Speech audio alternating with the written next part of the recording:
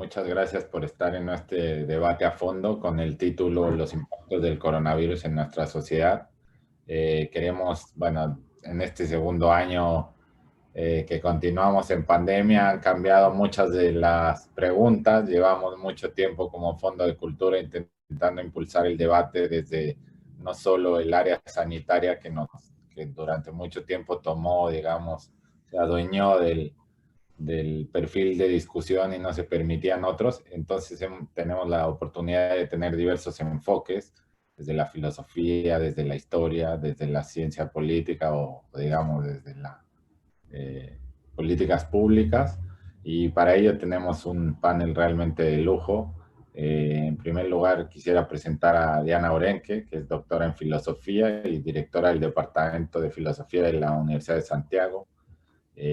A Pia Mondaca, cientista política y magíster en políticas sociales, directora ejecutiva de Espacio Público. Daniel Love,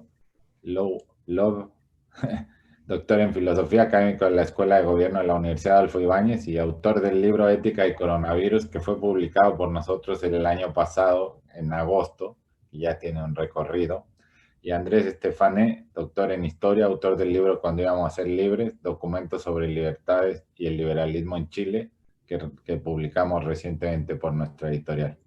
Doy la palabra a Sol. Hola, muchas gracias a todas y todos por su participación.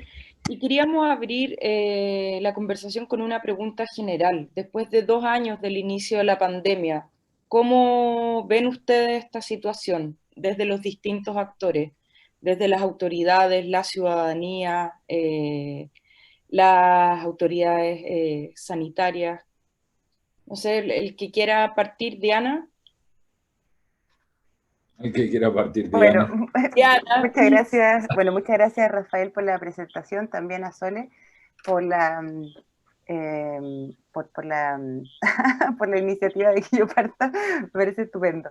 Bueno, en realidad la pregunta, si la acotamos al manejo, digamos, gubernamental, obviamente ahí tenemos visiones bastante claras, ¿no? Que se han dado diagnósticos de que en el fondo todo lo que tiene que ver con la respuesta de no sé, la triplificación, o sea, claro, 300% aumento de camas críticas, o sea, como la respuesta desde el plano de las urgencias, eso puede decirse que es un trabajo que ha hecho bien la autoridad, igual que el tema del plan de vacunación, pero evidentemente hay una serie de otros problemas que ha tenido el manejo de la pandemia, que es que el puro encerrarse no era una posibilidad que podían realmente hacer la mayoría de los chilenos, por lo tanto, esto de realmente pedirle a las personas que se quedaran en sus casas pasó de ser una obligación que solamente algunos privilegiados realmente podían cumplir, que son los que tienen teletrabajo y que también podían tener esas condiciones de cumplimiento. Entonces, en el fondo eso se fue demostrando que mucho de lo que se solicitaba y los incumplimientos también de las personas y la ciudadanía no pasaban simplemente por irresponsabilidades morales, creo yo, sino por una real situación de vulnerabilidad y en el fondo lo que hizo la pandemia fue poner de relieve aquella agenda de desigualdades y inequidades sociales que ya el estallido social un tiempo antes había dicho, pero la pandemia agudiza esto y lo pone de manifiesto de una forma mucho más dramática. Eso por un lado respecto de cómo ha sido esta evolución. A casi como 15 meses de cómo se inicia esto, es complejo ver cómo han evolucionado la forma en la cual la ciudadanía también se hace cargo de esto. Está la tesis, yo también la defiendo muy fuertemente, de que los y las chilenas ya estamos enfermos desde todo punto de vista, o sea, no es solamente los enfermos por COVID o los que están con secuelas o estamos con secuelas también luego de haber enfermado de esto, sino también todos los sanos que están fatigados, todos los sanos que no están haciendo sus tratamientos preventivos, todos los sanos que están con una salud mental absolutamente dañada. Entonces, eh, creo que eso es un poco lo que hay que mirar, la evolución donde el cuidado de la salud biológica del cuerpo para evitar este virus que nos mate, de una u otra forma ha llevado a perjudicar una serie de otros ámbitos que también son parte de la salud y es tiempo de empezar a mirarlo. Eso diría como para partir y no adueñarme de la palabra de mis contertulios. Daniel, Pía, ¿quién quiere seguir? Daniel. Ok, como digan. Bueno, sí, 15 meses ya que partió esto, y ciertamente sabíamos muy poco al comienzo y ahora sabemos un poco más. Sabemos, pero claro, siempre uno sabe más cuando ya las decisiones fueron tomadas. Es muy fácil decir cómo lo debiésemos haber hecho con la información que tenemos ahora. Con la información que teníamos en los momentos en que se empezaron a tomar decisiones, en mi opinión, apenas se podrían haber tomado decisiones un poco mejores. No estoy defendiendo el modo gubernamental, no creo que haya ninguna razón tampoco para tratar de defender el modo como el gobierno ha enfrentado la pandemia. Si se trata de criticar al gobierno, hay demasiadas maneras de hacerlo. Lo que quiero decir es simplemente que probablemente que hay que partir por dos asuntos. Uno, no tenemos idea en comparación internacional cómo lo hemos hecho. Solo lo vamos a saber cuando salgamos de la pandemia y podamos hacer comparaciones.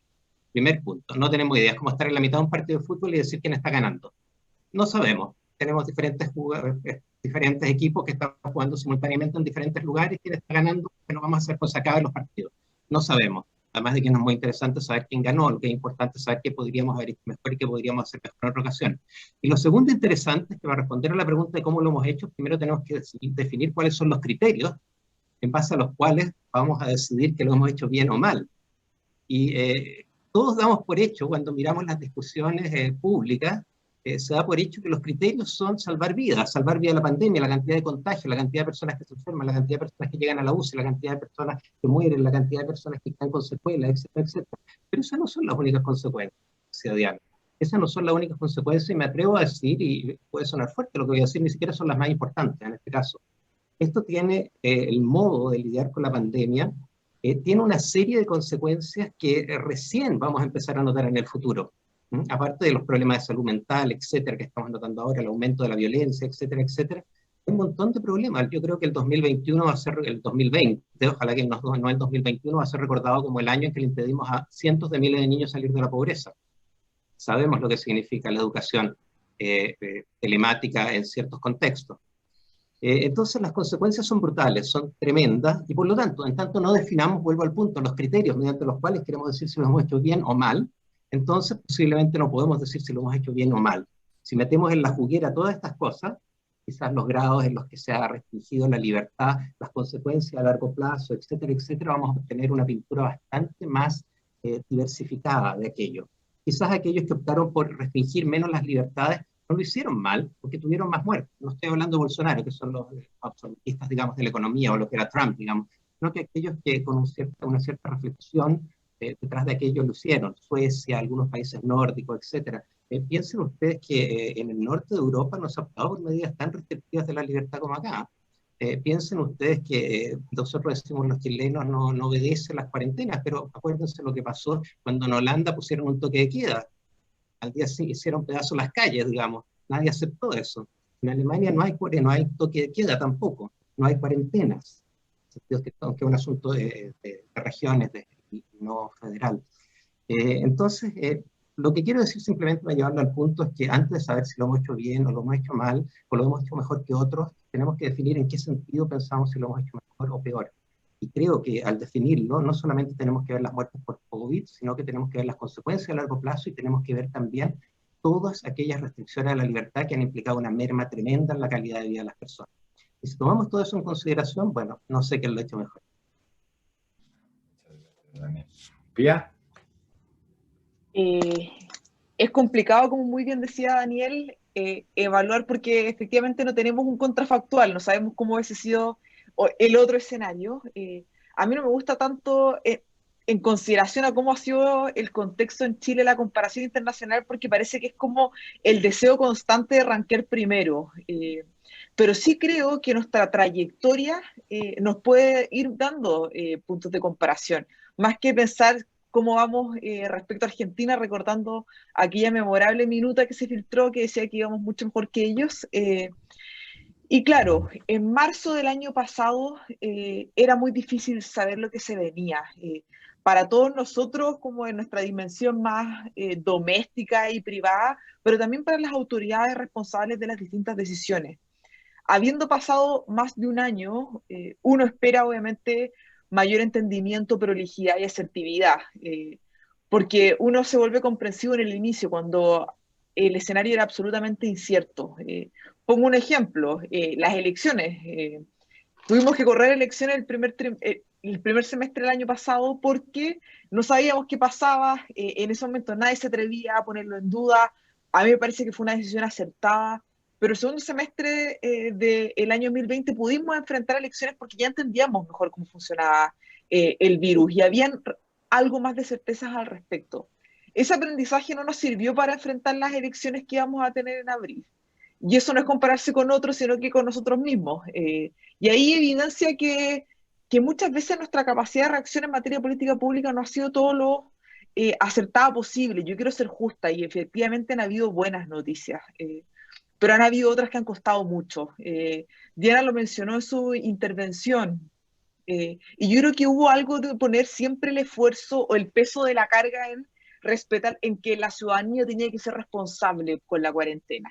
Cuán responsables somos, focalizarnos en aquellos casos de personas que hacían fiestas, que mostraban irresponsabilidad frente al escenario, pero había algo estructural también, que yo creo que costó mirar con mayor atención, que era cuánto se facilitaba o se permitía que las personas hicieran la cuarentena. Me acuerdo que en espacio público, en junio, julio del año pasado, hicimos un estudio con Ipsos para ver el comportamiento en cuarentena. Y justo los resultados de esa encuesta se mezclaron con una noticia que sacaron las mismas autoridades que mostraban las cantidades de personas que no respetaban la cuarentena o que no andaban en la calle con los permisos. Yo no podía evidenciar que primero muchas de las personas que no cumplían la cuarentena lo hacían porque tenían que trabajar, muchos de ellos en la informalidad, obviamente.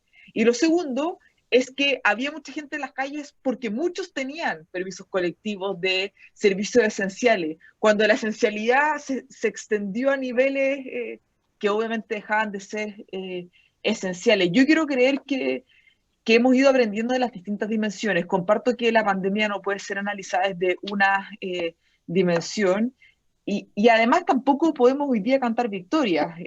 Creo que el proceso de vacunación va a muy buen ritmo, es una buena noticia. Comparativamente con otros países vamos mucho mejor, lo que sigue siendo muy triste en un escenario internacional súper conectado, donde debería haber mejor entendimiento de la importancia de que las vacunas sean un bien que llegue a todos. Y en eso yo creo que tenemos una deuda, no Chile, es una deuda bien mundial al respecto, pero quiero creer que vamos a volvernos más asertivos con nuestro propio desempeño, más que en comparación con el de los otros. Gracias. Andrés. Hola. Bueno, primero que todo, gracias por la invitación, a quienes componen también el panel. Bueno, sobre la pregunta, yo me voy a meter más en la coyuntura, ¿no? Quizás aquí ya hicieron buenos análisis de largo plazo y digamos, situacionales hacia atrás y hacia adelante. A mí lo que me parece bien interesante explorar es la forma en que la pandemia, en su dimensión también, digamos, de expansiva, ha logrado contaminar otros sistemas, ¿no? Y de hecho destrabar algunas discusiones que no habíamos dado, o romper algunos diques que parecían irremontables, ¿no? Y por ejemplo hay que ver qué pasa en esta conjunción entre presión económica, precarización, pauperización progresiva, caso de la autoridad para, digamos, ir en ayuda de la población, y en qué revienta eso en la modificación de lo que conocíamos como el sistema de pensiones, ¿no? Que si uno mira hacia atrás parecía, digamos, una de las barreras infranqueables del acorazado neoliberal, y que en el fondo en el curso de esta pandemia se destraba, ¿no? Independiente del significado que tenga el gesto, el impacto que pueda tener en las pensiones futuras, que eso también lo vamos a ver más adelante, pero sí parece que la pandemia desata, ¿no? Un nudo que parecía de los más duros de tratar. Y eso también nos permite también comprender de qué forma la pandemia ha, digamos, contaminado lo que parecía también una larga aspiración dentro de quienes, digamos, sostenían posturas críticas en el sistema político, y que se expresa en el proceso constituyente, ¿no? Que se abre luego del estallido social, y también esa curiosidad y complejidad extra, ¿no? Ya un proceso constituyente es una cuestión trabada, es una cuestión trabajosa, ¿no? Que requiere de harta musculatura social, y a eso, digamos, se sobrepone una pandemia que imposibilita lo que debería sostener, digamos, el trabajo constituyente, que es el diálogo, la conversación, la aproximación, la masividad, ¿no? Y eso yo creo que también es una cuestión importante de entender, sobre todo en esta lógica de cómo la pandemia, digamos, se expande a esos otros sistemas y a esas que ya estaban en marcha, ¿no? Nosotros estábamos en el debate de, bueno, cuál era el sentido político del acuerdo, pero sabíamos que había acuerdo, había un itinerario, y este itinerario, digamos, no solamente se ha modificado en su cronología, sino que también en su dinámica, ¿no? Y en las relaciones sociales que deberían haberlo sostenido y que no han podido sostenerlo, ¿no? Basta mirar lo que ha sucedido con las campañas y sobre todo con el debate público. Y a mí, o sea, esa es como digamos, la dimensión descriptiva. En el más normativo, individual, a mí lo que me preocupa es el agotamiento, ¿no? Yo, cuando uno hace esos sondeos, digamos, como sociólogo de calle, que a veces uno, y comienza a preguntar a sus cercanos cómo está el ambiente, el clima, la disposición de cada uno, y hay mucho agotamiento, ¿no? Y un agotamiento no solo vital, no solo para sostener la existencia cotidiana, sino que también un agotamiento precisamente con la vida colectiva, ¿no? En un momento crítico como un proceso constituyente. Sobre todo porque en el fondo es un proceso que debería, digamos, sostenerse en una musculatura bien robusta, ¿no? Bien trabajada. Y yo creo que eso preocupa, porque sabemos que el agotamiento es uno de los, digamos, ingredientes indispensables para el autoritarismo desatado, ¿no? No el autoritarismo medicado que parecemos tener ahora, sino que el abierto, ¿no? El real. Y yo creo que el agotamiento generalizado que en las estructuras, en los mecanismos, incluso bueno, en el sistema político en general, me parece bien preocupante, ¿no? Sobre todo en su consecuencias, digamos, políticas y lo que nos puede parar incertidumbre que significa abrir un proceso constituyente como el que se va a comenzar a decidir en un par de semanas más. Eso. Gracias, Andrés. Volviendo, bueno, recuperando un poco la idea de Andrés, Diana, tú señalaste en una entrevista, la muerte está más presente que nunca. No creo que se esconda la muerte, pero pienso que el temor a morir se vuelve realmente fuerte cuando nos importa la vida. ¿Consideras que ha cambiado, digamos, o está más presente la forma de relacionarnos con la muerte a partir, digamos, de este año tan atípico? Sí, bueno, ahí tengo que decir que en realidad, a propósito de esto de la evolución, yo me acuerdo cuando recién empezó la pandemia, en algún momento, claro, a propósito de esto que estábamos hablando de que hay condiciones sociales que son las que realmente permiten hacer cuarentenas o no, protegerse o no, etcétera, independiente de si esa era la vía, o el único camino o lo correcto por hacer, salvar vidas, como decía, por ejemplo, Daniel. Pero en un principio estaba esto, y a mí me dio la impresión de que en realidad la muerte, o pensar en la muerte, preocuparse por la muerte, parecía ser algo así como un privilegio que solamente algunos podían hacer, porque otros tenían que salir a trabajar. Y realmente entrar en esto de la problemática de si enfermo, muero, o sea, te inmoviliza y quizás probablemente te mueres antes de hambre que realmente de COVID o de otra cosa. Entonces, al principio me da un poco esa impresión de que toda esta reflexión un poco que podíamos hacer los que, insisto, estábamos en casa con teletrabajo, lo que hacemos los filósofos, digamos, profesionalmente, empezó a pasarle a las personas también teniendo este tiempo un poco más libre de pensar en esto. Pero luego, pero insisto, otras personas pensaban que con otras urgencias materiales, quizás pensar en la muerte es una cosa que se ponía más bien en segundo plano. Hoy, después de, no sé, 15 meses, como decíamos, de estar en pandemia, me da la impresión de que, claro, se habla mucho más de la muerte. Lamentablemente todos tenemos de una u otra forma algún caso cercano de contagiados o personas que han estado muy graves. O sea, el tiempo ha hecho que si en un principio sabíamos de esta enfermedad o sea, este virus y esta enfermedad de forma más lejana empezó a acercarse.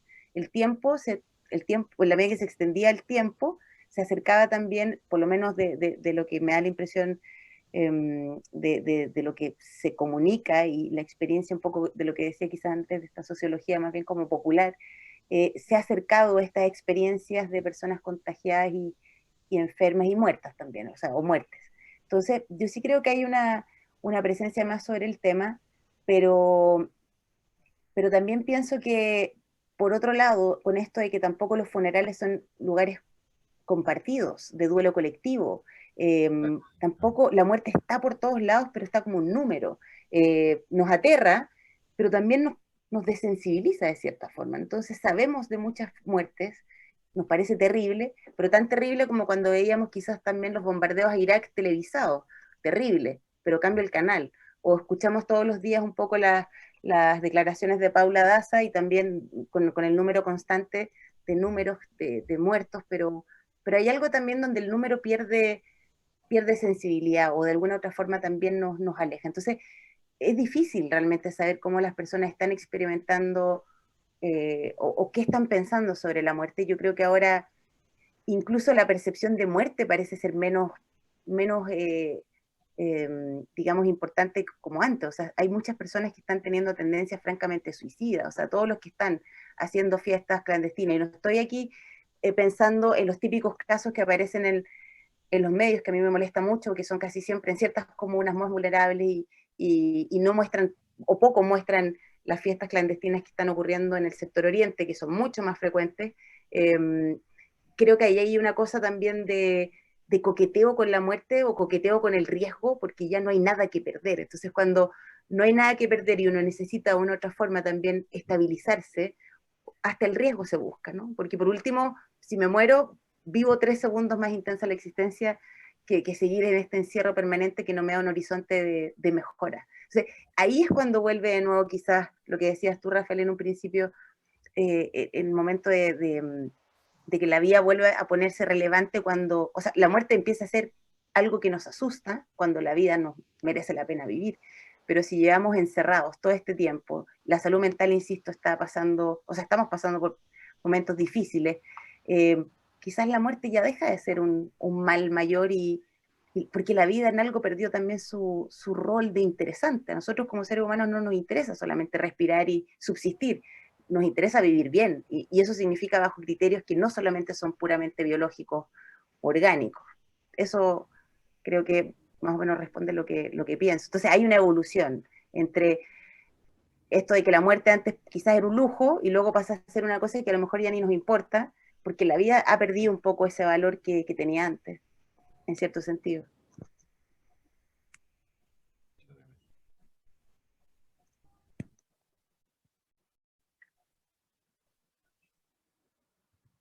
Sol, no se te escucha, estás muteada.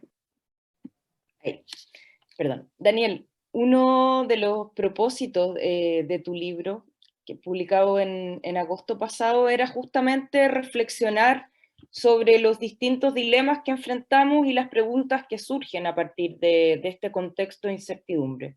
Por ejemplo, si es éticamente defendible restringir las libertades en pos de la salud, o si es correcto proteger la salud a costa de otros bienes. A casi 2 años del inicio de esta pandemia, ¿qué preguntas y dilemas surgen hoy? ¿Hay nuevas preguntas? ¿Hay nuevos dilemas? Bueno, yo creo que los dilemas permanecen más o menos los mismos, las estructuras son los mismos, lo que pasa es que los ingredientes van cambiando un poco, pero las estructuras dilemáticas que se mantienen son más o menos lo mismo. En todo caso, sin ánimo de ser pedante, es 1 año y medio, no son 2 años desde el comienzo de la pandemia. En diciembre apareció en Wuhan por primera vez. Todavía nos falta medio año para el próximo diciembre. Como sea, a ver, repito, las estructuras dilemáticas se mantienen, pero hay algunos aspectos que han salido a la palestra de la discusión pública, y yo creo que uno muy relevante hoy en día es justamente el que mencionaba Diana, que yo ya lo consideré en mi libro, pero de otra manera, y es que en todas estas decisiones dilemáticas, así lo traté en mi libro al menos, un punto, una ruta para tratar de encontrar una respuesta correcta era la pregunta acerca del sentido de la vida. Uh-huh. y mi punto era, y con eso lo relaciono con los nuevos temas que han ido surgiendo y los nuevos dilemas, mi punto era que había un miedo tremendo a la muerte, un miedo atávico a la muerte en nuestras sociedades. Una cosa, a mí me sorprendió profundamente descubrir el tremendo miedo que gente cercana a mí tenía hacia la muerte, digamos, hasta llegar a conductas que eran prácticamente solipsistas, digamos. No voy a ver a nadie, no, ni siquiera me llamen por teléfono, digamos, porque me puedo contagiar. Me llamó mucho la atención, pero más allá de la sociología, digamos, de todos los días, creo que hay en nuestras sociedades, independientemente de la pandemia, y había con anterioridad un miedo tremendo a la muerte que tiene que ver con razones muy evidentes, que es que nuestras sociedades, a pesar de los horrores que tienen, son tremendamente seguras, nunca han sido tan seguras en la historia de la humanidad. Es decir, cuando hablo de segura me estoy refiriendo a las amenazas vitales que ha sufrido la especie humana a través de su trayectoria. Hambre, enfermedades, muerte por terceros, asesinatos, etcétera, etcétera. Nunca había una población más educada, etcétera, etcétera. Es decir, hay ciertas seguridades fundamentales que no ha habido nunca en la historia de la humanidad y que se han formado en los últimos 60, 70 años, 50 años, que han llevado a que apreciemos mucho la seguridad y por lo tanto nos cueste mucho lidiar con la inseguridad, con la incerteza y con la muerte. O sea, es cosa de mirar cómo era Chile hace 100 años y cómo era Chile, y todo el resto de los países eran números más, números menos parecidos, digamos. Tasa de mortalidad en 1915 en Chile, tasa de mortalidad durante el primer año de vida de los niños nacidos vivos, 30%, hoy en día es de 0,6%, y así podríamos seguir con todos los datos, es decir, cada tercer niño que ustedes tenían hace 100 años moría en el primer año de vida, hoy es un 0,6%, digamos, es una cifra muy, muy distinta. Pero a lo que voy, para redondear la idea, es que este miedo tremendo a la muerte, yo coincido, y creo que es uno de los temas que surge hoy en día, coincido con Diana, es que se ha transformado justamente por la fatiga a la que refería Andrés, se ha convertido en justamente una negación de la muerte en algunos círculos, no en todos, evidentemente, hay gente que sigue aterrorizada con la muerte, pero es una especie de negación de la muerte y que no es irracional, o sea, no necesitamos referir simplemente a mecanismos que también hay, evidentemente freudianos, digamos, de negación, de asuntos de negación, etcétera, etcétera, sino que también es bastante racional, y la pregunta es, ¿por qué vivir? ¿Cuál es el valor de la vida? ¿Cuál es el valor de la vida? ¿Simplemente vivir? ¿Queremos proteger la vida como un envoltorio? ¿O la vida nos importa por todas aquellas cosas que contiene, que son buenas, que son apreciadas por nosotros, que son valiosas por nosotros? En la medida en que con el paso del tiempo la protección de la vida se va transformando en la protección de una especie de envoltorio que no contiene todas aquellas cosas que son valiosas para nosotros, entonces surge la pregunta como una pregunta racional. ¿Es esta la vida que quiero vivir? ¿Vale la pena vivir así? ¿No será racional quizás arriesgar algunos aspectos para tener una vida que a mí me parezca más valiosa? También hay procesos de negación inconsciente, etcétera, etcétera. Pero yo creo que un experimento mental puede ayudar para que nos imaginemos que esto, un experimento mental que nadie quiere hacer. Imagínense qué pasaría si efectivamente la pandemia se transformase en endémica. Se van multiplicando las mutaciones, lo que sea, el asunto es que tenemos que vivir como humanidad con el coronavirus para siempre. Imagínenselo.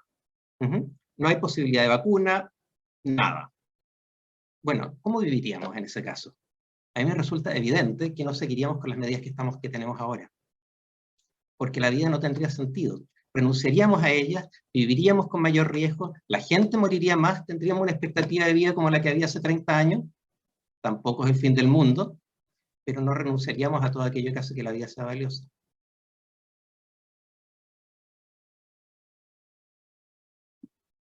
Perdona. Daniel, y a esta altura, a propósito de la pregunta de la restricción de las libertades en pos de la salud, ¿tiene sentido seguir aplicando medidas súper restrictivas, digamos, desde tu perspectiva, como el toque de queda, por ejemplo? O Bueno, la prohibición de reuniones, no sé. Esas son decisiones técnicas. Yo, más que meterme si tienen sentido esas decisiones, la pregunta que trataba de responder era si se justificaban y cómo se podían justificar. En la medida en que sean técnicamente medidas que vayan en la dirección de aquello que yo creo que lo puede justificar, entonces me parece que son justificables. Si no van en esa línea, si no son efectivas en ese sentido, no lo son. ¿Y cuál es la línea en la que yo considero que se explican estas cosas por el objetivo. Yo creo, como traté de desarrollar en mi libro, que aquello que nos debemos en tiempos de pandemia, como el coronavirus, aquello que fundamentalmente nos debemos los unos a los otros, es que el peor de los escenarios, que se genere el peor de los escenarios. Y el peor de los escenarios se genera cuando los servicios de salud colapsan y las personas no pueden ser atendidas. Ese es, a mi juicio, el peor escenario que surge. Y si esas medidas, en el momento en que se desarrollan, etcétera, etcétera, son efectivas en el sentido de evitar el peor escenario, entonces me parece que están bien. Ahora, si son efectivas para hacer eso o no, yo no soy la persona indicada para evaluarlo. He escuchado opiniones diferentes, pero sin duda hay gente que lo piensa de manera diferente, ¿no? Que justamente el toque de queda, que es una cosa tremenda, esto de con toque de queda no tiene que ver tanto con evitar el movimiento en la noche, sino que más bien con bajar los tiempos, las jornadas para abajo, digamos, y que no haya tanto tiempo gente dando vueltas en las calles, etc. Pero son preguntas técnicas que la verdad yo no puedo evaluar. En todo caso, lo que me gustaría decir es que yo tendería a hacer el punto que creo, de buena fe, que esas medidas se han tomado y se mantienen por razones que pueden ser equivocadas o no, pero por razones epidemiológicas, y no por alguna especie de agenda escondida y no por alguna especie de teoría de la conspiración. Gracias, Daniel. ¿Y cómo ha afectado la agenda política el coronavirus? Digamos, sobre todo en términos de los temas que trabaja Espacio Público, como puede ser la migración, la información, acceso a la información, los grupos vulnerables. Digamos que la pandemia ha sido un cambio absoluto en la dinámica de estos temas. ¿Nos podrías dar tu opinión? Y además nos gustaría, por otro lado, el rol de Espacio Público, el rol que tuvo especialmente con el tema de información. A ver, yo creo que la lista de aquello que ha modificado en cuanto a discusión política es bien larga. Partiendo desde lo más como procedimental, correr las elecciones pone en una situación compleja a nuestro sistema político, porque las elecciones generan descomprimir mucho de lo que está pasando. Además, en momentos previos a las elecciones, deseos de diferenciarse de los demás candidatos, lo que muchas veces extrema posturas o complica el escenario para poder llegar a ciertos acuerdos y cambios, y de eso hemos tenido harto el último tiempo. De ahí entiendo que lo vamos a profundizar, pero además ha evidenciado nuestras vulnerabilidades, pero también las ha profundizado. La situación de las mujeres, no solo en Chile, sino que en todo el mundo.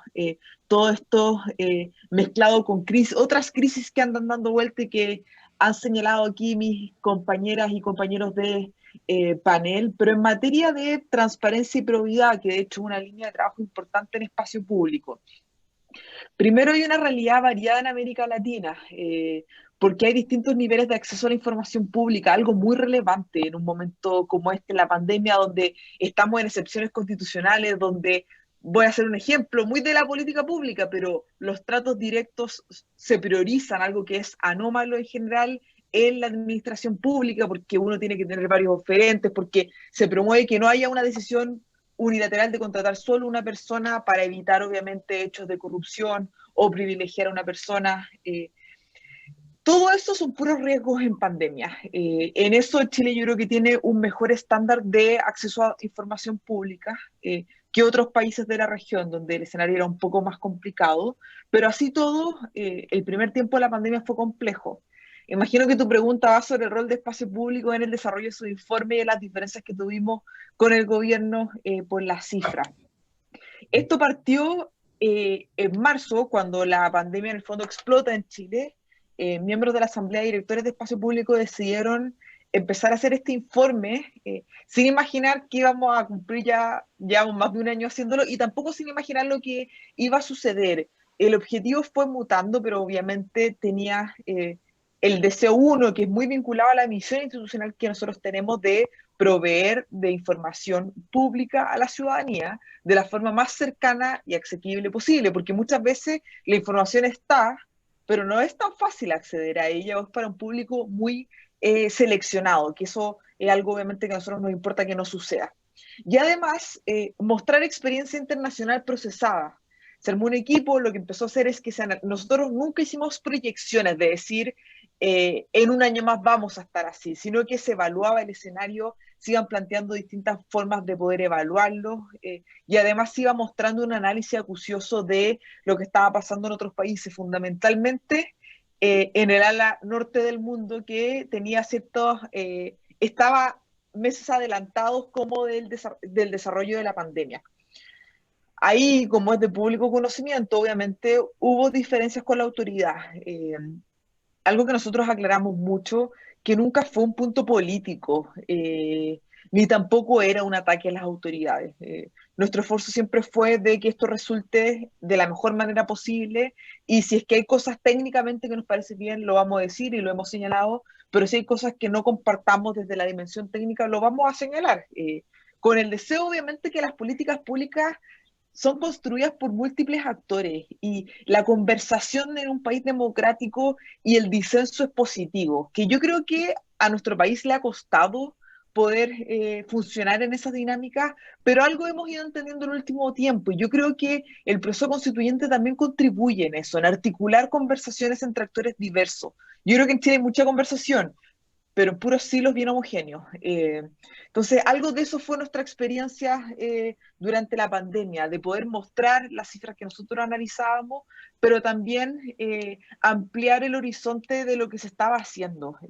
Y eso permitió que llegáramos a una audiencia que en general no es la típica de un centro de estudio, porque los centros de estudio, por más que nosotros institucionalmente tengamos un esfuerzo muy importante por diversificar el público al cual llegamos, en general es evidencias, son estudios de política pública en nuestro caso, lo que acota y muchas veces elitiza el público, y en esto con el informe COVID se diversificó bastante y nos permitió llegar a muchas personas que les importaba entender lo que estaba pasando, insisto, en un escenario de absoluto desconocimiento, de mucha incertidumbre, donde además yo creo que no se puede negar que nuestro sistema político está en niveles de desconfianza muy altos, y con bastante descrédito. Entonces, actores transversales, pero obviamente con un ejecutivo en un mal escenario. Y esto no es una señal de alegría en ningún sentido, es un escenario adverso, pero en un momento de pandemia donde uno necesita hacerle caso a la persona que lidera el país o a las distintas autoridades, eso se complejizaba.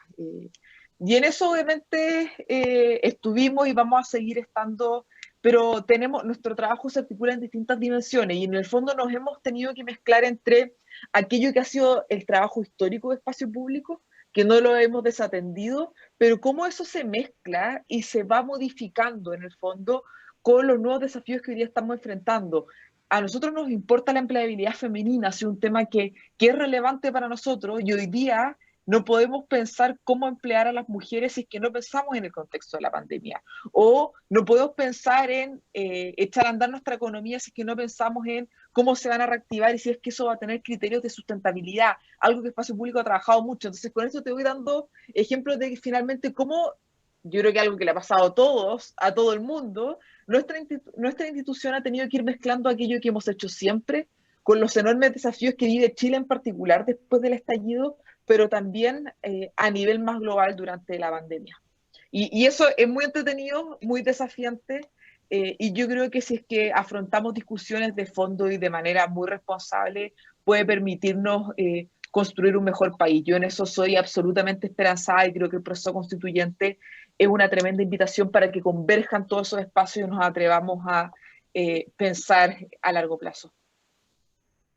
Gracias. ¿Puedo decir algo a propósito de lo que decía Sole? Quizás, ¿es posible? Sí, ya. Sí, Claro. claro. Es que me quedé pensando, la pregunta que le hicieron a Daniel, y justamente lo que hablaba Pía, sobre esto es, bueno, ¿es razonable no mantener el toque de queda? Uno puede decir, bueno, depende como de la evidencia empírica, ¿no? Lo que decía Daniel. Si tenemos buena evidencia epidemiológica que dice esto funciona, y podemos decir, hagámoslo, fuera de las desconfianzas y todo. Pero yo pensaba otra cosa, y lo que hemos visto también, o sea, de nuevo, volviendo a la pregunta inicial, 15 meses, 15 años, 15 meses de esta situación ha sido horrible. Pero ¿qué pasa? Porque claro, Daniel nos da este escenario, ¿qué pasa si esto se mantiene? ¿Vamos a estar así tal cual en las condiciones? Probablemente no. Entonces, es un momento de atender, por ejemplo, lo que decía Pía, de que la situación de las mujeres ha empeorado radicalmente. La situación de los niños que están sin clase en este momento, radicalmente. La de las cuidadoras, padres y madres que están ahí con 3 hijos, 3 computadores y un trabajo, o sea, y un trabajo en el cuarto computador, que uno dice, ¡ay, qué maravilla, computadores! Pero nadie puede realmente hacer esas 4 labores a la vez. Entonces yo creo que hay una serie de, si habían antes de la pandemia problemas sociales, inequidad y todo esto, ahora no solamente están las mismas, sino que hay otras. Y hay cada vez de más nuevas situaciones de vulnerabilidad producto de la pandemia que no están siendo atendidas, que no están siendo ni siquiera consideradas como aspectos graves. Entonces, más que decir si continuamos de la misma forma, hagamos el ejemplo de decir, nos vamos a quedar así y tratemos de pensar protecciones sociales, formas de trabajo donde quizás no nos contagiemos más. No sé si las personas tendrán que ir con mascarillas, con trajes, bueno, no sé, tenemos empresas, se podría hacer algo así, no sé. Pero pienso que ya esta idea de que viene la vacuna y vamos a estar todo bien, o va a estar todo bien como estuvo antes, que en realidad nunca estuvo tan bien, de nuevo, estallido social. Pero sí empezar a imaginar una forma de llevar esto que le ponga un poco y recupere esto de la calidad humana y de la vida humana que decía Daniel, reconfigurando pero integrando y no simplemente dejando de lado. Eso quería decir un poco como para que quizás pueda aportar o no, pero me quedo con estas ideas que ustedes también aquí me hacen pensar. Yo le quería hacer una pregunta a la Pía a propósito de lo que mencionaba, que uno de los grandes grupos afectados son las mujeres, bueno, los sectores populares, por cierto, pero hay un grupo que, digamos, es más invisibilizado, al menos en la discusión pública, que es la población migrante, Pía. ¿De qué manera la pandemia los ha afectado y ha afectado la percepción de la migración? Yo creo que esa pregunta se agota mucho al territorio en el cual estemos hablando, Sol. En ese caso, nuestra región, América Latina, tiene un escenario migratorio complejo producto de la crisis política de Venezuela. Y esto obviamente refuerza que hablar de migración es hablar de interrelación constante entre los distintos estados. Obviamente en un contexto de pandemia el escenario de movilidad se vuelve más complejo también. No era fácil para los migrantes moverse. Yo no he leído estudios que vean específicamente cómo la pandemia en particular aumente el rechazo a los migrantes, pero sí creo que Chile tiene otros insumos. En Chile. O sea, acá Sí, en el país. Voy al tiro, voy. Creo que en el caso particular de Chile, en el último tiempo, más allá de la pandemia, hemos visto cómo se ha usado la clásica estrategia de usar a los migrantes para. Hace un par de años Chile se restó de firmar el pacto migratorio y después de eso hemos visto harto show mediático que usa a los migrantes para hacer puntos políticos. No es algo más complejo que eso, finalmente. Las expulsiones con los migrantes en fila subiéndose al avión, como que si nunca se hubiese expulsado a un migrante, cuando las expulsiones es algo que se hace permanentemente por un proceso judicial, obviamente, respetando nuestros compromisos internacionales y el derecho de cada una de las personas. Algo que se fue diluyendo en pos de el performance mediático, lamentablemente. Y de eso también hemos visto durante la pandemia. Quiero recordar la imagen que apareció hace un par de semanas de distintos migrantes en un traje blanco a punto de subirse a un avión para ser expulsados en Chile. Con esto yo no quiero decir que hay que prohibir una expulsión. Las expulsiones, insisto, se hacen con ciertos mecanismos específicos, pero ha habido una caricaturización de los migrantes en un escenario en el cual devolver a una persona a su país a mitad de una pandemia es muy, muy complejo. ¿Qué cifras tengo yo? Durante esta semana en Espacio Público presentamos un estudio que se llama Chilenas y Chilenos Hoy. Es una encuesta que hacemos anualmente y una de las preguntas es justamente sobre migración y como son encuestas anuales nos permiten comparar y es en el fondo le planteamos un escenario de disponibilidad e integración, cómo ven o sea, le preguntamos a la persona, ¿usted cree que la migración es positiva para el país o usted cree que la migración es negativa para Chile? En eso, o sea, en conjunto con otras preguntas asociadas a la integración, ¿usted cree que es mejor para la sociedad escuelas diversas socialmente? ¿Usted cree que es mejor entre una lista larga?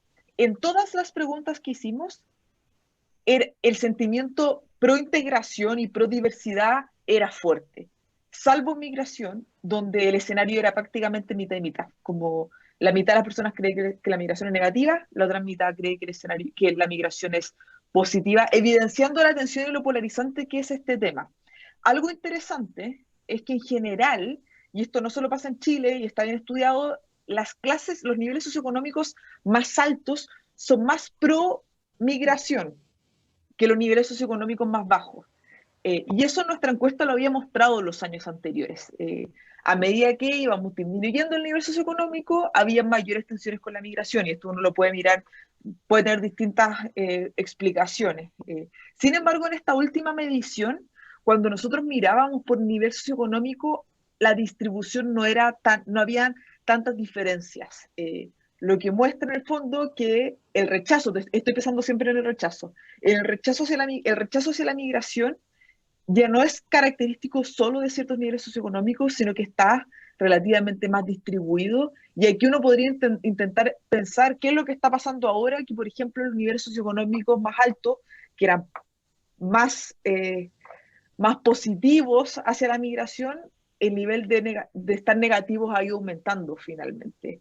Y yo ahí te puedo dar el ejemplo de Juan Sutil hace un par de semanas, el uso de los migrantes en la prensa, entre muchas otras explicaciones que refuerzan la responsabilidad con la cual tenemos que afrontar la discusión pública. Yo no quiero hacer una oda a los migrantes, no creo que hay que enfrentar el fenómeno, discutirlo en toda su diversidad, pero creo que la discusión exige seriedad. Me llamó mucho la atención que cuando Juan Sutil habla y hace responsable a los migrantes, dice, voy a decir una frase políticamente incorrecta. Y yo creo que eso es riesgoso, porque yo puedo decir frases políticamente incorrectas, lo que no es igual a decir algo que no tiene ningún sustento, o no tiene evidencia, o directamente es falso. Y aquellos falsos riesgosos rompen nuestra cohesión y pone a los migrantes en una pésima situación.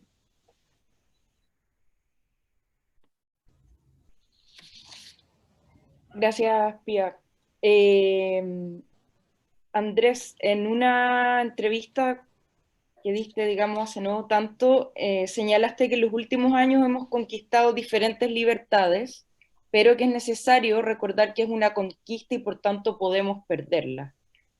¿Ves que hoy hay un deterioro de las libertades individuales? ¿Están amenazadas esas libertades conquistadas? O sea, hoy siempre lo están, ¿no? Y yo creo que parte de es entender que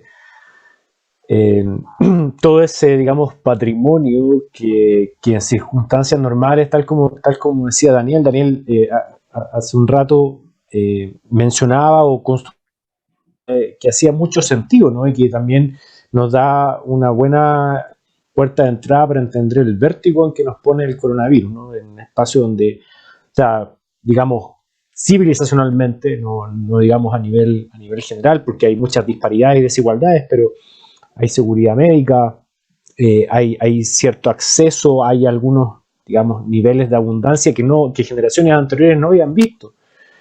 Cierta posibilidad de enfrentar entornos predecibles, ¿no? Los niveles de predictibilidad de la vida eran bien altos, ¿no? Y por tanto la capacidad de, al menos planificación económica o al menos de ciertas rutinas.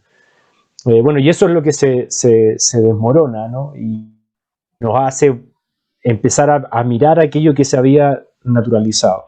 Y ciertamente una de las cosas que uno podría ir naturalizando es que las libertades individuales, pero también las colectivas, son, digamos, parte del paisaje y no lo son. No lo son. Las mismas, digamos, restricciones que estamos experimentando, la pregunta por el toque de queda, ¿no? Esa pregunta es bien incómoda porque uno está en la cornisa de sostener, digamos, posturas que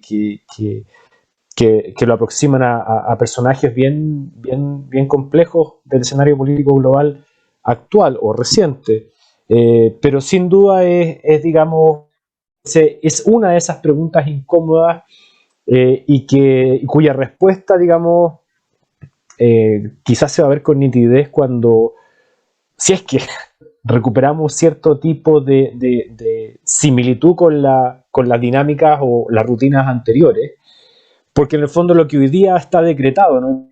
Hoy día esta noción de autoritarismo médico es, digamos, medicado, es, digamos, la suspensión de ciertas esferas, de ciertas dinámicas y de ciertas libertades individuales, ¿no? Y todo en función de la situación en la que estamos, y ahí se supone que la científica es la que sostiene esa decisión, ¿no? De nuevo, ahí podríamos entrar en el debate dónde está la frontera entre esa decisión científica y la oportunidad de ese argumento científico. Un poco en la línea de lo que decía Pía, ¿no? Que el trabajo que hacen en el espacio público, claro, tiene un sustento técnico, quiere ser una especie de soporte de decisiones informadas, pero sin embargo son debates que, por ejemplo, pueden terminar votando un ministro, ¿no? Entonces ahí uno dice, bueno, pero ¿dónde está la frontera, ¿no? ¿Dónde está lo uno y eso tiene derivadas que uno no controla? Y acá yo creo que pasa lo mismo y sin duda cuando uno reflexiona sobre la necesidad de ver siempre eso como una conquista que hay que actualizar permanentemente, creo yo en la necesidad de prender siempre las alarmas. Sobre todo, insisto, y aquí puedo ser pesimista, ¿no? Puedo ser el personaje más fome de la mesa, pero a mí me preocupa sobre todo el agotamiento, porque el agotamiento es una de las entradas, pero tradicionales, o sea, uno que mirar para atrás nomás, para el autoritarismo. La gente dice, bueno, yo no quiero hacerme cargo de nada, o sea, ya tengo suficiente con vivir y dejo que otros decidan, ¿no? Y creo que eso es un riesgo importante, el debilitamiento de esos espacios que se sostienen precisamente en el ejercicio de nuestras libertades. Y ahí yo creo que hay que al menos poner una alerta, ¿no? Porque hoy día, insisto, hay muchas cuestiones que uno se cuestiona, pero podría estar dispuesto a transar. El punto es si es que, y no llegamos al escenario catastrófico descrito en un momento en que esto se convierte en el delta, ¿no? Pero si hay un punto en que podamos retomar algo que se parezca, digamos, a las dinámicas que teníamos antes, sostenidas en el tiempo, hay que preguntarse, bueno, ¿cómo está el medidor, ¿no? Y mi temor, ¿no? Es que encontremos que el medidor está más bajo que cuando entramos a la pandemia. Y por lo mismo, porque en el fondo acá hay un vacío y ese vacío, digamos, no queda en el descampado. Ese vacío lo llena la autoridad. Y el punto es que cuando se produce esa reconquista de terreno, ¿no? Y cuando nosotros, digamos, nos hacemos dueños y reclamamos de nuevo ese vacío. Entonces, es simplemente, digamos, una forma de elaborar, creo yo, la necesidad de estar siempre alerta frente a cuestiones que nunca están garantizadas, ¿no? Y si hay algo que, o sea, la pandemia nos enseñó la fuerza de la contingencia, ¿no? O sea, no estaban los pronósticos de nadie, estamos. Y también la pandemia nos daba una mirada sobre el tiempo que nos dice que, o sea, así como no hay nada permanente, lo bueno no necesariamente está destinado a perdurar. Por eso que creo yo hay que estar en permanente, digamos, vigilancia, ¿no? Sobre todo frente a las derivas autoritarias en las que este autoritarismo medicado puede, digamos, mutar. Bueno, ¿alguien desea hacer una suerte de pequeña conclusión de 2 minutos en algún orden? Cada uno que quedarían 2 minutos para cerrar. Claro, queríamos cerrar con miras a la elección, un poco esto que cerró Andrés, si alguien desea ir por ahí, cómo llega la gente en este hartazgo a este momento que todos considerábamos tan importante y tan emocional. Concuerdo mucho con lo que dijo Andrés, que para mi gusto es muy negativo, digamos, pero no sé si alguien quiere aportar o algo más libremente, esto porque me quedo a mí votando. Yo feliz de comentar eso también. Yo comparto que es un escenario adverso para, emocionalmente me refiero, como para enfrentar las elecciones. no, tiene sentido pensando en que tuvimos que congelar las campañas, con que ya no tenemos estas campañas con lo que estábamos acostumbrados, ahora todo un poco más digital, dado que estamos más encerrados. Todo eso ha ido mermando el espíritu. El otro día leía en Twitter que varios escribían, no hay ánimo de elecciones previo a las elecciones. Yo sí lo comparto, creo que ese ánimo de elecciones lo tenemos que ir construyendo todos. Y reconociendo la adversidad del escenario, sigo creyendo que nuestro país se juega mucho el próximo fin de semana. No solo son las elecciones de los constituyentes que son fundamentales para hacernos cargo de aquellos desafíos que tenemos previo a la pandemia, sino que elecciones de varios de los liderazgos que va a tener nuestro país a nivel territorial. Y la política territorial impacta muy fuertemente la calidad de vida de las personas, sobre todo los grupos más vulnerables.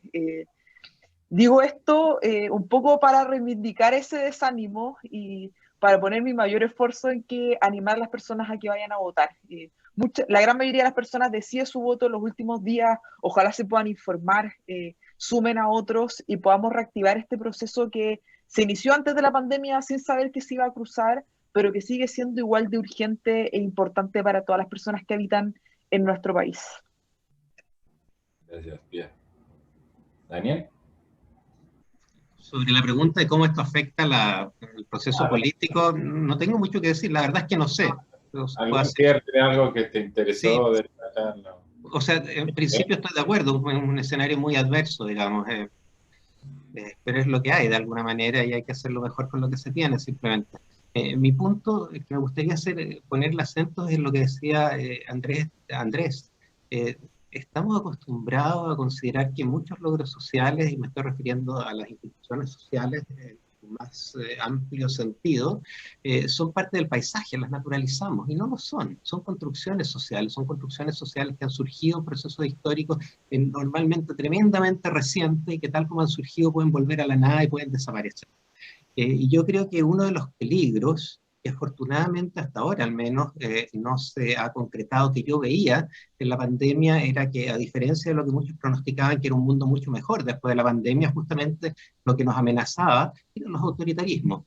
Y en buena medida por ese temor a la muerte tan tremendo que había al comienzo de la pandemia, que hacía que me hacía temer a mí, ni siquiera suponer temer que muchos podían estar dispuestos a transar sus libertades por seguridad. Es cosa de que aparezca el líder oportuno, correcto, en el momento preciso, que diga las palabras precisas, para que muchos aseguren, digamos, o apuesten a asegurar sus condiciones amenazadas por la pandemia en pos de la renuncia a ciertas libertades y derechos fundamentales. Y eso ha sucedido en momentos de crisis. Eso fue, piensen ustedes lo que fue el atentado a las Torres Gemelas del 2001, ¿no? 20 años ya. Después de eso se decretó en Estados Unidos y en un montón de países medidas excepcionales para restringir las libertades civiles de las personas. Se quedaron hasta el día de hoy. Por eso, claro, yo dije, si estas medidas como el toque de queda, etcétera, etcétera, son funcionalmente efectivas para lo que yo considero que es el más importante, que es evitar el colapso del sistema sanitario, ojo, no otra cosa, evitar el colapso del sistema sanitario es también. Pero si no son necesarias, entonces evidentemente habría que relajarlas, sobre todo porque yo considero, y esto es una apreciación puramente subjetiva, cuando comparo el ambiente, sobre todo el norte de Europa, como decía Pia, o del país del norte con el nuestro, encuentro que somos ovejitas. Tenemos por lo menos una apreciación performativa muy baja de lo que es libertad de derechos fundamentales. Independiente de lo que ustedes piensen al respecto, en todos los países había marchas de gente contra las medidas, independiente de si piensan que está bien o está mal. Había mucha gente movilizándose contra todo esto. En Chile nadie. En Chile todos éramos ovejitas. A lo más desobedecíamos las medidas y nos íbamos escondidos a algún lado. Pero con esa materia básica, digamos, sobre la que Andrés probablemente puede decir mejores cosas que yo y más correctas, yo creo que el peligro del autoritarismo es bien fuerte en este país. Diana o Andrés, cierra. O sea, yo muy breve y después le daría la palabra a Andrés, que insisto, como dice Daniel, probablemente sabe mucho más. Yo solamente quiero hacer una pequeña reflexión y tiene que ver con que esto de la pandemia nosotros llamamos, bueno, estaba el estallido social, llega la pandemia y nos pusimos mascarillas. A mí me encanta que los argentinos le dicen tapaboca, ¿no? a nosotros la pandemia nos puso un tapabocas, es decir, si la gente salía, gritaba y marchaba por razones sanitarias, todo eso fue recluido y obviamente uno puede entender por qué fue, ¿no? Pero lo que yo creo que no hay que perder de vista es que esto es o sea, esta tapada de boca por razones sanitarias no pudo tapar la realidad que un estallido social demostró y que es lo que está detrás de este proceso constituyente. Entonces, si uno pone eso en perspectiva, no quiero caer en un pesimismo como Andrés o como alguien más, yo quiero pensar que la pandemia es que quiero pensar, agudizó la necesidad de que hayan transformaciones y por más que nos tapen la boca, hay otras formas y que nos tapen la boca por razones sanitarias que pueden ser justificadas, pero aún así no es suficiente y yo creo que eso ha sido el trabajo que se ha hecho durante mucha gente que está haciendo el trabajo incluso en condiciones bien complejas de estar hablando con la gente, todos los que son los candidatos constituyentes y candidatas. Y bueno, no sé, Pía también que ha estado muy esforzada en esta materia, Sole, Andrés, ¿para qué decir? Entonces, yo creo que se ha hecho un esfuerzo importante y yo estoy esperanzada de que va a haber un número importante de personas que van a votar. Así que para arriba, yo creo que sí.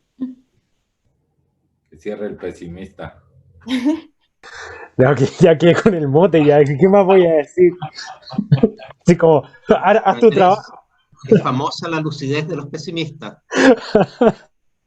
No, solo espero, uniéndome al ánimo de cerrar el seminario, espero estar profundamente equivocado, pero profundamente equivocado.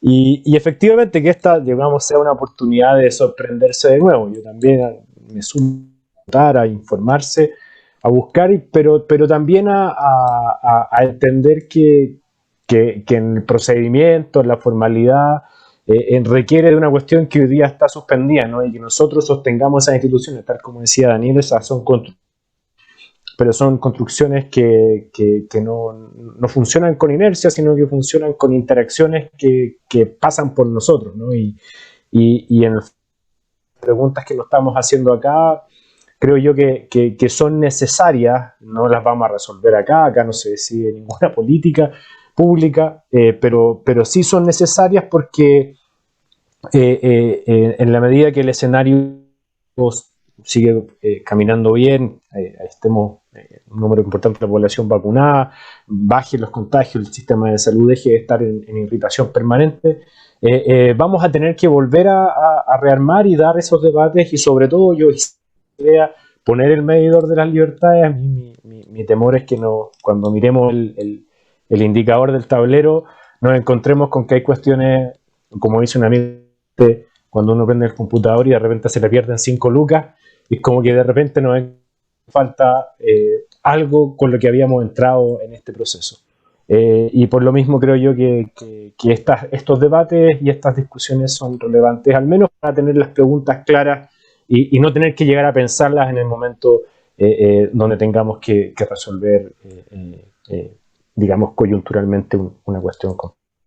Nada, agradecer y mucho ánimo para todos. Yo en la ánima pesimista y en el reconocimiento del agotamiento, digamos, fuerza también en la cotidianidad de cada uno, no está fácil, y a la gente que nos está escuchando también, llamen por teléfono, busquen sus amigos, no sé, hagan Zoom, pero no se queden solos.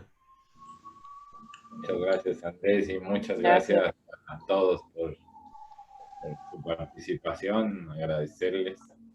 No sé si quieres decir algo, Sol. No, nada, darles las gracias a todos por su participación y eso. Bueno, yo estoy más también en la línea de Andrés, la verdad. Ven. Pero bueno, nada, pues gracias y nos vemos. Sí, muchas gracias. Chao, que estén bien. Chao, que Buena estén bien. tarde. Chao, gracias por todo, cuídense. Gracias, chao.